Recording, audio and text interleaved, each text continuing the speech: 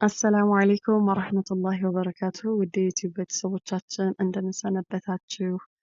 እንግዲህ መጪው ኢድ አድሃ አረፋ በዓል እንደመሆኑ ዳቦ ቆሎ እንቆርጣለን ማለት ነው። እኔ እንኳን ብዙም ዳቦ ቆሎ መቁረጥ ከሚወዱት ሰዎች መካከል አይደለሁም፣ ግን እስኪ ልሞክር አልኩና በአሁኑ የሆነ ነገር ሞክሬያለሁ። እስኪ የኔን አሰራር ነግራችኋለሁ። እናንተ ደግሞ ከኔ በተሻለ ቀላል መንገድ ካላችሁ ኮሜንት ታደርጉልኛላችሁ ማለት ነው።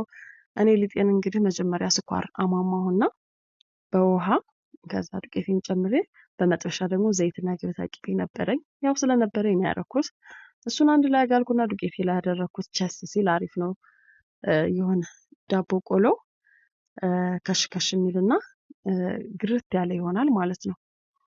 ከዛ በኋላ በማሽን ነው ያሸሁት። በእጅ ምናምን ማሸት ቆንጆ ነው ይላሉ። ለምን እንደሆነ ግን አላውቅም። ዞሮ ዞሮ በማሽን አሸሁትና አወጣሁት። እንደምታዩት ትንሽ ደረቅ ያለ ነው። ደረቅ ማለቱ ስንቆርጠው እንዳይያያዝ አሪፍ ነው ማለት ነው።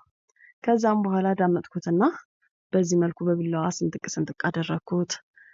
ከዛም እንግዲህ ቆርጠነው ዳቦ ቆሏችን ይሄን ይመስላል። ምንም እንዳይያያዝ እንዳይጣበቅ ዱቄት አድርጉ ምናምን አያስፈልገውም። በቃ ሊጡ ጠንካራ ስለሆነ ጠንከር ማለቱ ትንሽ ስትዳምጡት ያስቸግራል እንጂ ስትቆርጡት ግን ምንም መያያዝ የሚባል ነገር የለም። ከዛ በኋላ እንግዲህ እኔ ቆርጬ በኦቨን ነው ማበስለው። በምጣድ ወይም በዘይትም የሚጠብሱ አሉ።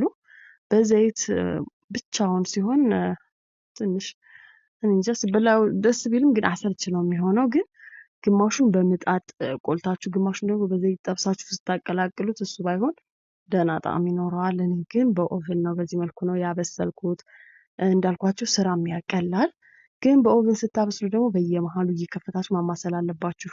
አንድ ጊዜ አስገብታችሁ ሲበስል ብቻ ማውጣት ሳይሆን የሆነ ቦታ ላይ በስሎ የሆነ ቦታ ላይ ደግሞ ሊቀረው ስለሚችል ሁለት አይነት ከለር እንዳይሆንባችሁ እያማሰላችሁ ሲሆን ግን ይሁን እንደዚህ ቆንጆ ተመሳሳይ ከለር ወይም አንድ አይነት ከለር ይዞ ይወጣል ማለት ነው። እንግዲህ እንስራ ዳቦ ቆሏችን።